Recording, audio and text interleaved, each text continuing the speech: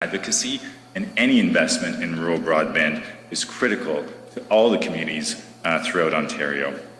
Today I'd like to welcome the Honourable Filomena Tassi, Minister responsible for Federal Economic Development Agency for Southern Ontario, the Honourable Anita Anand, President of the Treasury Board, Donna Skelly, Member of the Provincial Parliament, Flamborough-Glanbrook, the Honourable Surma, Ontario's Minister of Infrastructure, Gary Sue, Elder with the Mississaugas of the First Credit Nation, and representatives from Rogers, Ryan Dunn, Marnie Marin, Mark Kennedy, and Tim Mertens.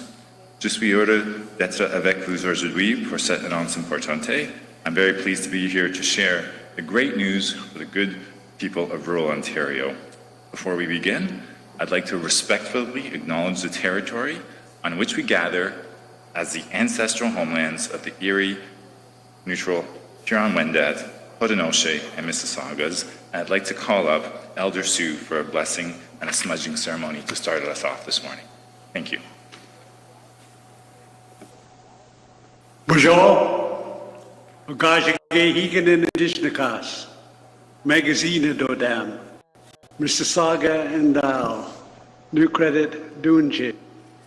And a lot of the, when he's doing his acknowledgement, he forgets to say that they're traditional people that lived here, but with all due respect, you belong underneath the treaties, and your treaties are with the Mississaugas of their credit. And we, the Mississauga Tract was one of the biggest tracts that the Crown wished to purchase, and it stretched from Point Pelee along the lake to the Niagara River, along the Niagara River to Lake Ontario, and then north to where the Rouge is. And the Rouge is a river right beside the Toronto Zoo.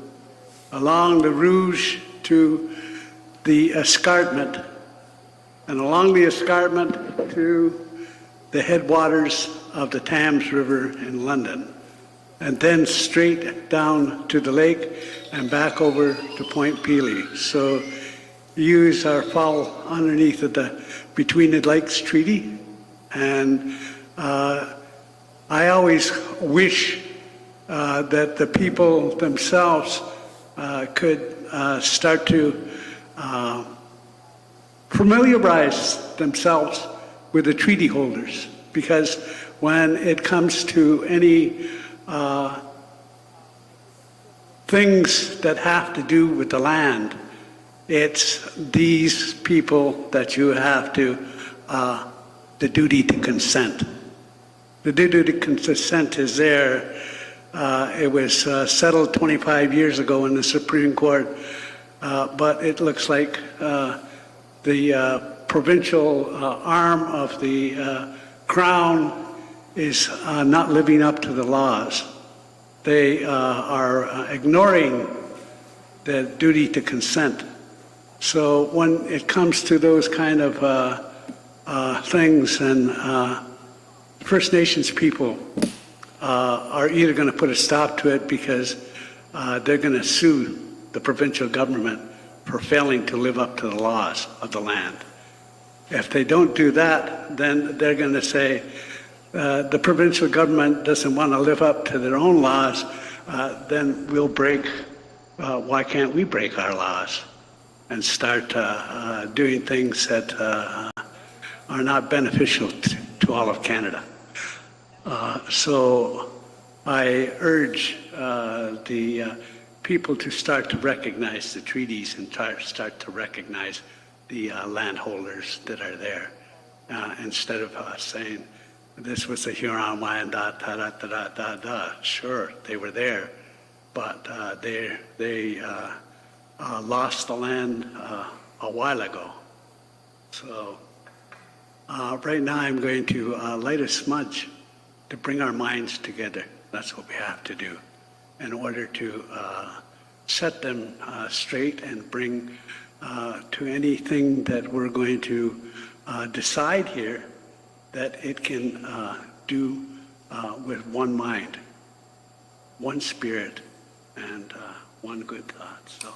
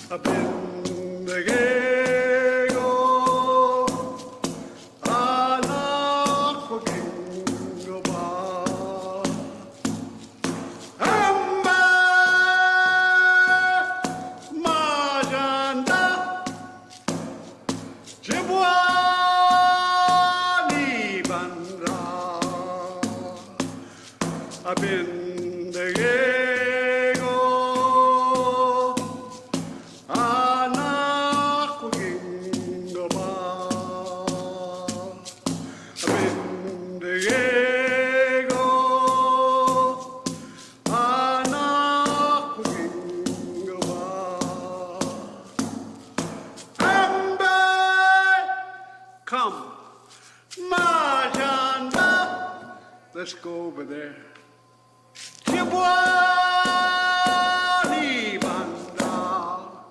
Before we go to sleep and we forget. But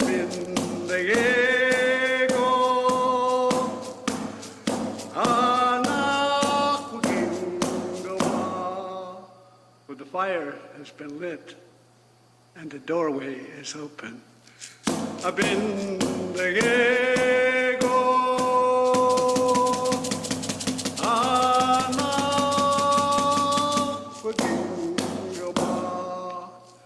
The doorway to understanding. And I hope that with our bringing our minds together, that we come to something that's going to be beneficial for the people, so that their minds can be opened up to the internet, just like we are on our reserve.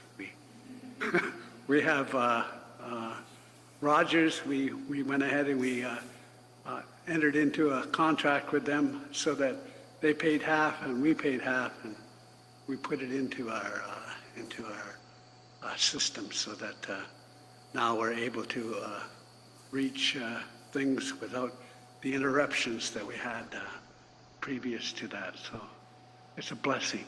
Let's accept it as that. Miigwech.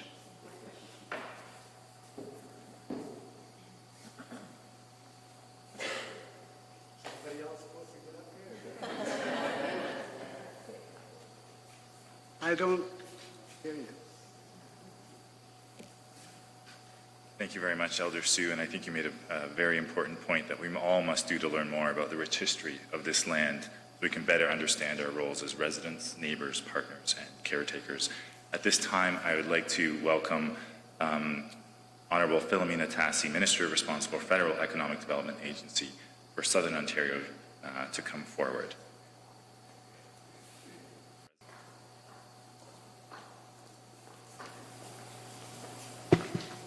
Well, thanks, Cyrus, for that kind introduction. It's fantastic to see you again. Cyrus and I go way back to my days in education.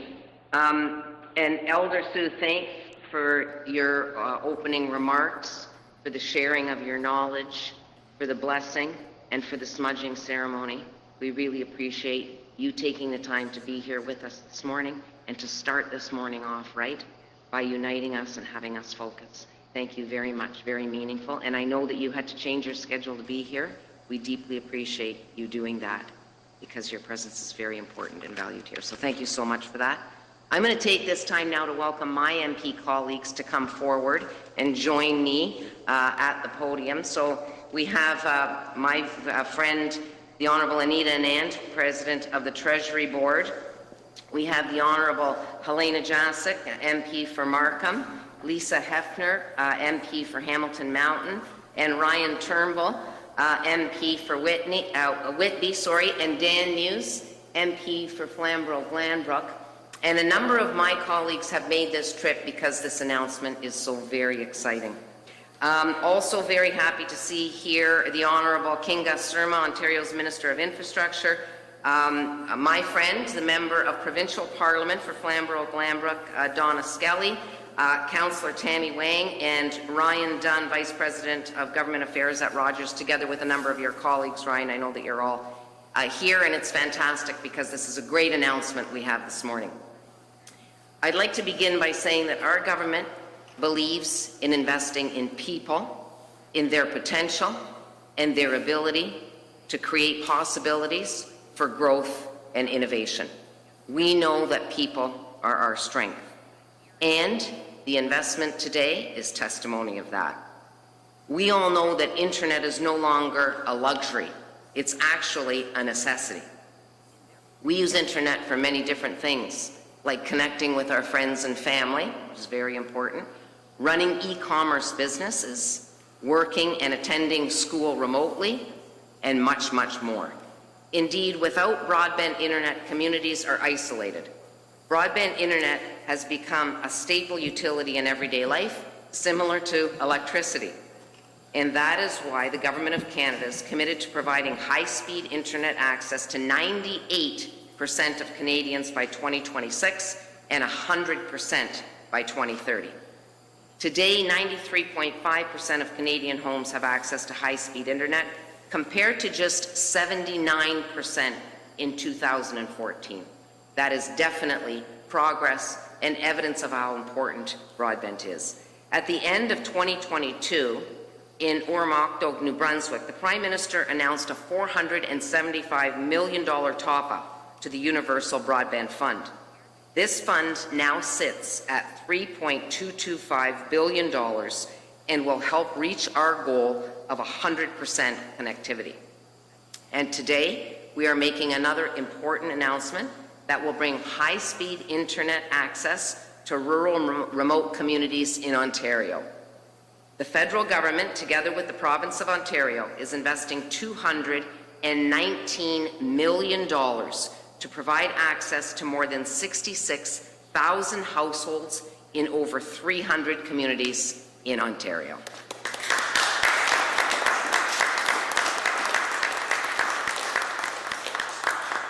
Rogers will help connect these homes and families with reliable high-speed internet.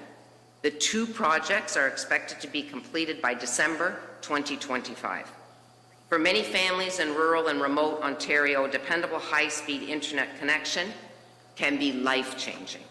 It means new ways to communicate, new business opportunities, and an improved quality of life. I'm so glad I could be here today in this beautiful space to make this fantastic announcement that is going to improve the lives of people right here in Ontario. Our government is working every day to make all of our lives easier, jobs better, and communities stronger. Thank you to everyone involved in making today's announcement. Thanks so much.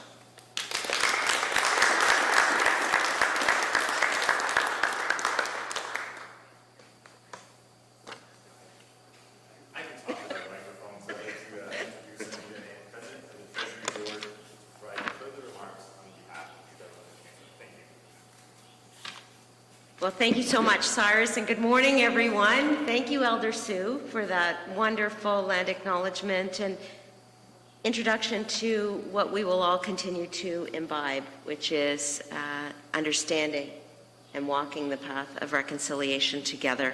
I was a little saddened that you didn't come over and smudge me as well, so maybe we can do that after.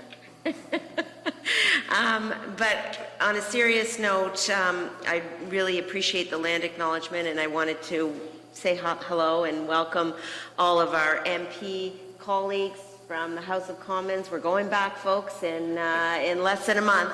And hello to the town councillors here and the MPP colleagues. It's really great to see you and be in this beautiful venue. I grew up rural. I grew up in rural Nova Scotia, actually. We didn't dream of internet back then. I would used to watch the Jetsons, actually, and think, wouldn't it be cool to be able to see your friends when you were talking to them on the phone?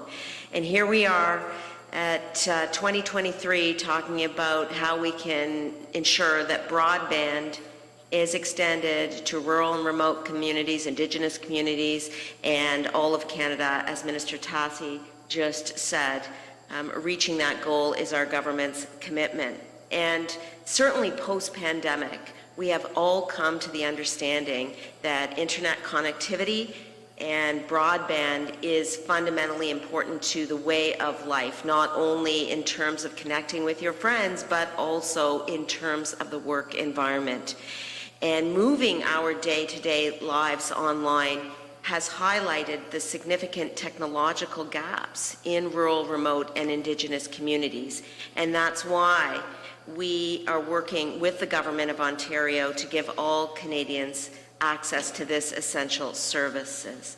Now, depuis le premier jour, notre gouvernement s'est engagé à offrir Internet haute vitesse à tous les Canadiens, peu importe où ils vivent. Ce travail acharné porte ses fruits partout au Canada, particulièrement ici en Ontario.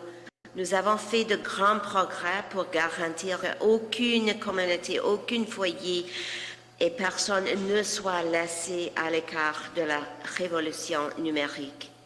It's about the digital revolution and making sure that we as a country, and especially communities across this country, have access to broadband. So today's investment is part of the $1.2 billion that we announced with the province of Ontario in July 2021. And in fact, since 2015, the federal government has invested over $845 million to improve connectivity across Ontario, and the results speak for themselves. And in fact, almost 92.9% of the entire province has access to high-speed internet.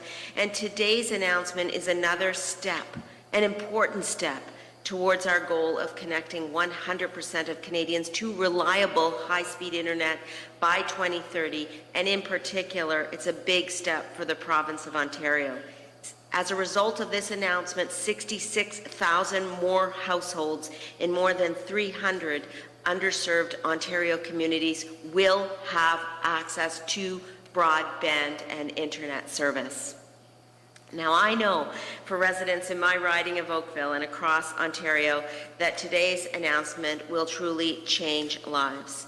And I want to thank all of you for coming today to show your support for technological advances, broadband internet service, and working together across various levels of government to ensure that we together are serving the people of Ontario and the people of Canada as a whole. Thank you so much. Merci beaucoup.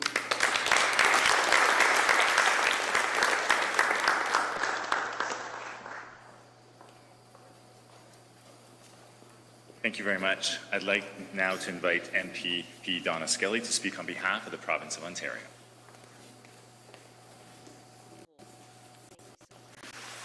Well, good morning, everyone. I'm telling you, I am extremely excited to be here with all of you today. Dundas is known for its greenhouses, agricultural contributions to Ontario. Access to high-speed internet for its residents and businesses is not only essential to stay connected in a digital age, but for modern agriculture industries to thrive. Over the last few years, we have come to realize just how much we rely on high-speed internet within our homes and our businesses. And unfortunately, many who work, live, and play in Dundas and right across my riding of Flamborough-Glanbrook still struggle with inadequate internet access. Through the leadership of Premier Ford and Minister Surma, our government, alongside the federal government, is funding over $219 million in combined funding for Rogers to bring high-speed internet access to more than 66,000 households in over 300 communities. Now that includes homes in Jerseyville, in Millgrove, in Copetown and Rockton, communities in my riding of Flamborough-Glanbrook that will no doubt benefit from this very, very crucial and important investment. By continuing to invest in key infrastructure, it will help bridge the digital divide and ensure that everyone has the tools that they need to succeed in today's digital world. Access to the internet is no longer a luxury, but a necessity in a modern society. It is essential that we work together to ensure that all residents in Flamborough-Glanbrook and beyond, right across Ontario, have equal access to reliable internet services. Together, we can build a more prosperous, connected, and resilient community for everyone. Thank you.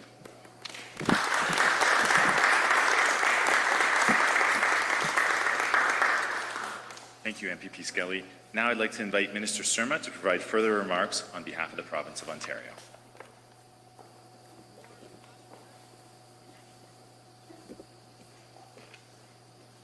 Thank you very much. Good morning, everyone. Good morning to our federal ministers, municipal representatives, Rogers representative, MPP Donna Skelly. It's so wonderful to be here in Dundas in this wonderful venue. It's important to highlight the province of Ontario's work in terms of getting everyone connected to high-speed internet by the end of 2025.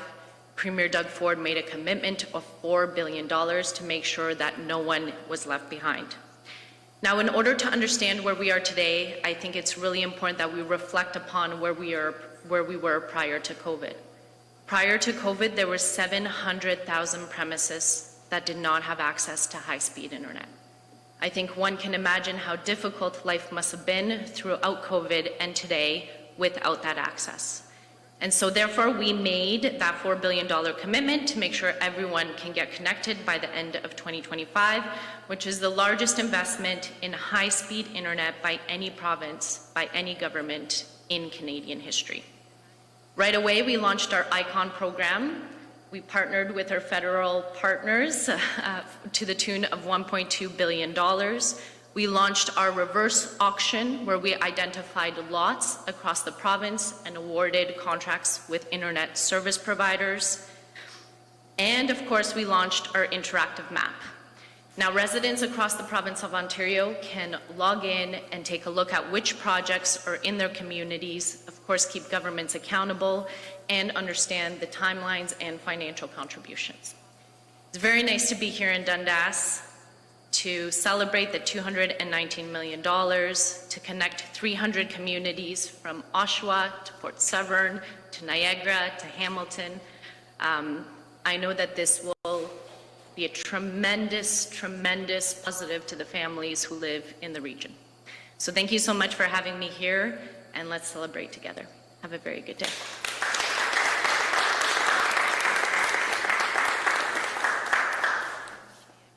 Thank you. I'd now like to invite Minister Tassi, Minister Anand, MPP Skelly, and Minister Surma for media availability. Thank you.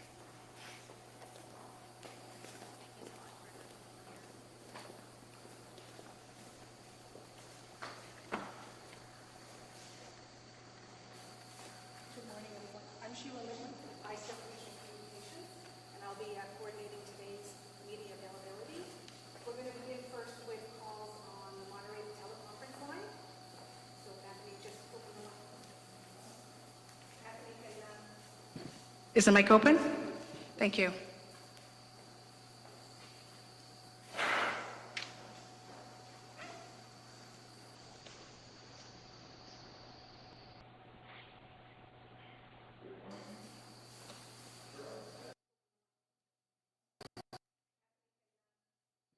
Is the mic open? Thank you.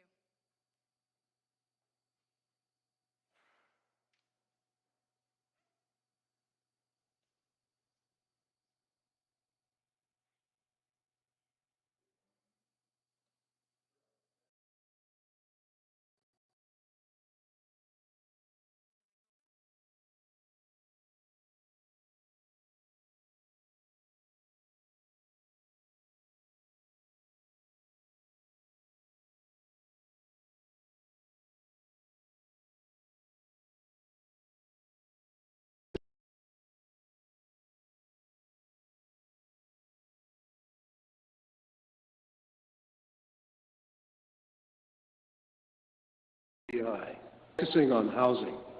The Prime Minister had a lot to say afterwards, but people are saying there's nothing concrete there. What are you going to do about housing? Is there something you're going to do? Well, thanks, Al, for that question. I think that the retreat has demonstrated very clearly that housing is a top priority for this government. We recognize that Canadians are struggling with affordability on housing, which is why we had experts come in at that retreat and share information and data that they have collected to pave a way forward. So what I would say, on the contrary to what's being suggested, I think that we have demonstrated that we are taking this very seriously. I, as a member of Parliament, have said for the past couple of years that we know that housing is a top priority, and there are many initiatives which our government has undertaken, including an $80 billion commitment by creating a national housing strategy. What's clear is that there's more work to do, and our government wants to take a leadership role in doing that work, and so it occupied much of the discussion, and we look forward to ensuring that as we move forward, we create affordable housing and a place to call home that's safe and secure for all Canadians. Anita, did you want to add? Yeah. So thanks so much for the question. I actually just returned home from British Columbia, where some of the stakeholders I met with also raised issues relating to housing. And I then was in touch with the Minister of Housing and Infrastructure, Sean Fraser, to discuss the importance of housing initiatives across the country. And as Minister Tassi said, and as we reiterated at our cabinet retreat last week, we need to get more housing built, and we need to focus on affordable housing. The system isn't working right now, and so we need to accelerate change at the local level. But the federal government actually has been in this game. We recently launched the Housing Accelerator Fund, for example. That's a $4 billion initiative, and that's going to provide funding to local governments to fast-track the creation of 100,000 additional homes across Canada. And in that vein, the Prime Minister was actually in this area with Minister Tassi recently to announce the additional build of more housing. So the Accelerator Fund is going to help cities and towns and Indigenous governments unlock new housing. Your question, though, however, raises the continued need for us to focus on the housing and affordable housing issue, which we will do with provincial and municipal governments. As I said in my remarks, what is important is that we are working across different levels of government to ensure that affordable housing gets built for Canadians, and our government is definitely focused on just that. Thank you. Can I ask a follow-up? Just to approach this question from a different point of view, I wonder what the experts were telling you last week. From the point of view of prices, now Ontario's aiming at 1.5 million new homes. The last I heard, the average price of a home in Ontario is $900,000, which is beyond the reach of most people. How much do prices have to come down so that there can be some balance in the market and people who have a good job can actually afford a house? I think that the important thing here is that we need to ensure that we are bringing all parties together, not only levels of government, but not-for-profits, developers, so that we can tackle this issue so that we make it affordable for all people to have a safe and secure place to call home. So Al, instead of coming to a dollar figure and saying, because in different communities that figure is going to be different, the idea at the end of the day is to make housing affordable, whether you're looking at my 2 children in their 20s or you're looking at seniors. And the idea of the federal government having the power to convene, which we do have, the accord that was written up by the experts that were at Cabinet, demonstrating the power of bringing people together in order to tackle this, is what I believe is the most important path forward. And that is to bring everyone together so that we can work at solutions that are actually on the ground going to make a difference, so that the 20-year-old can dream of having a house and not have to live in my basement, and the senior can not have to worry about making ends meet with respect to the money that they're coming to. So as opposed to, it's not a dollar figure for me, it's more making it affordable so that all ages across the spectrum do not have to worry about having enough money to pay for a safe and secure place to call home. The final thing I'd say is, I think in Hamilton, we've demonstrated the power of the ability to work together. Going back to Bob Bettina and I, we set up housing summits in order to bring all the partners together. Hamilton is home now as a group of not-for-profits where we have such strength in Hamilton because we have amazing advocates and organizations and leadership that really want to come together. Now it's time to bring everyone together to say, okay, what does this look like and what is the path forward so that we can ensure that housing is affordable for everyone? And I'll let Anita wants to comment as well. So the $4 billion Housing Accelerator Fund that I mentioned is a significant step in the plan to double housing construction over the next decade and to make housing more affordable to Canadians. But as we are suggesting here, we want to continue to do the work that is necessary with the provinces and with municipal governments to make sure that more affordable housing is constructed across this country. And indeed, Minister Fraser is squarely focused on this issue. I will say, though, that there is a level of unpredictability relating to the global economic environment.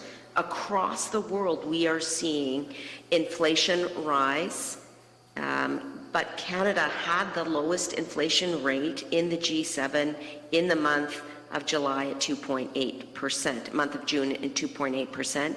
It is creeping up just over 3% now, but the rising inflation, which we are seeing, is going to have an impact on the issue relating to affordability. So there are some exogenous factors that we need to consider while we are having these conversations, but make no mistake, the federal government will be and will continue to be at the table with the provinces and with municipal governments to solve this crisis. Thank you. Just Sorry, can I just add Ontario's position, please, to this conversation? I think Ontario's position is increasing supply of all different types of housing. I think one of the best ways in which the federal government can help Ontario is by partnering with us on an infrastructure program. that we just came out of, which is a conference where all municipalities gather together to express to us their challenges, and municipalities are prepared to grow in a reasonable way. What they need is they need assistance from the provincial government and the federal government to help unlock some of that critical infrastructure, the underground infrastructure, the water, stormwater, wastewater infrastructure, in order to get housing development started and moving. And so over the last year, we've been advocating with the federal government. We've had very good relationship with Minister LeBlanc. Unfortunately, he is no longer the Minister of Infrastructure today, but with the federal government here, with Ontario, clearly displaying a partnership, a successful partnership in connecting homes, I believe there is a further opportunity to really design a very good infrastructure program that will help unlock housing across the province of Ontario. I'm not sure if the local... Well, I just wanted to add that, the longer we wait, the more expensive these units are. I can point out, and Tammy's here, one of the councillors, when we see projects in Hamilton, for example, being delayed, the cost of a house to purchase or build a home 4 years ago has probably, or 5 years ago, has probably increased 30–40% today. We cannot continue to drag our feet. We've got to get shovels in the ground and these homes built. Every year that they're delayed, there is more money, and the developers aren't eating the increased cost. It's being passed on to the consumer. We have to move quickly. We had a commitment of 1.5 million homes. I believe that was even before we increased, the federal government increased immigration targets. Many of the people that move to Canada are coming to Ontario, and the bulk of those are the GTHA. I know in Waterdown, Dundas area, these communities are growing rapidly. We have to build homes. We have to get shovels in the ground. We've introduced measures as a provincial government to give homeowners and developers a break on development charges. And at AMO last week, we announced how we will make communities whole so that that burden isn't placed on the municipal taxpayer. We know this has to be done. It's not time to talk and sit around and come up with a strategy. We have to get shovels in the ground.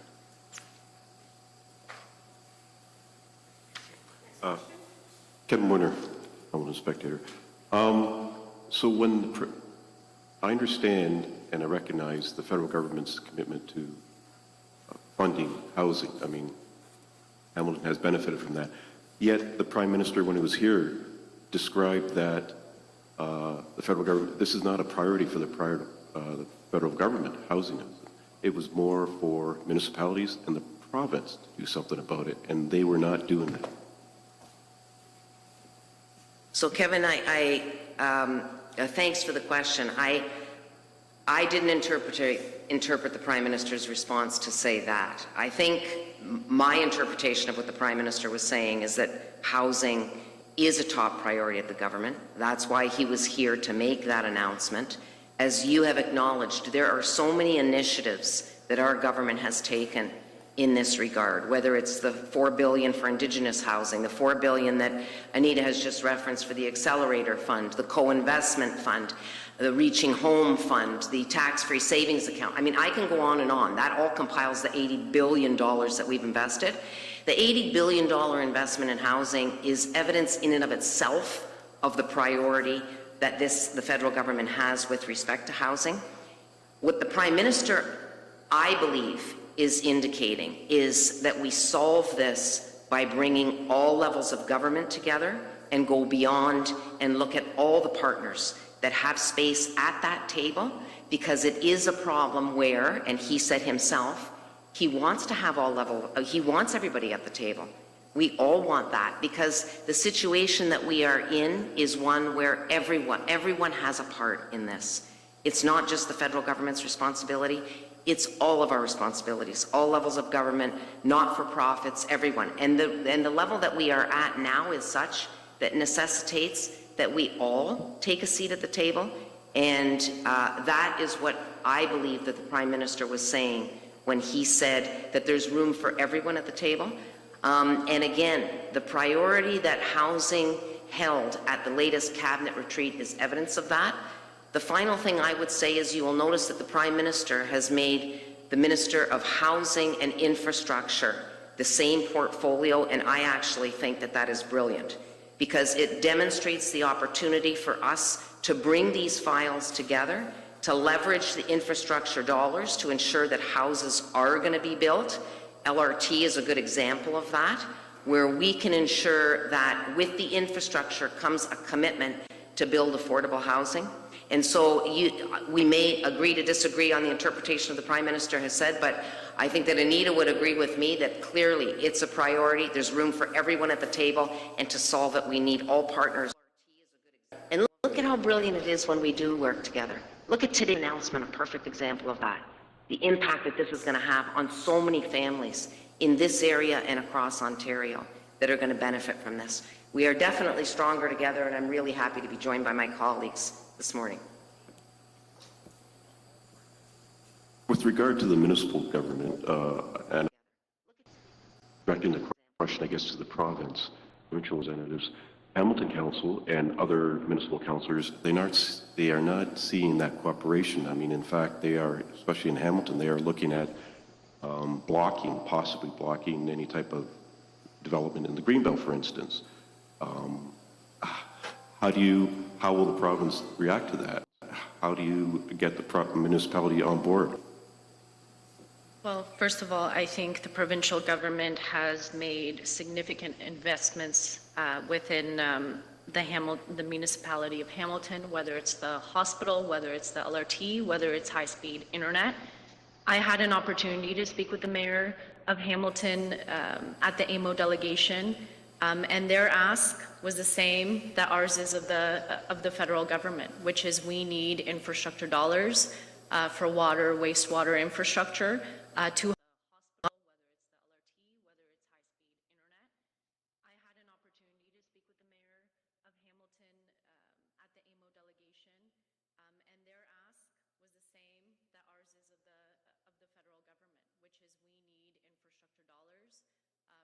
is of the federal government, which is we need infrastructure dollars for water, wastewater infrastructure. Thank you very much.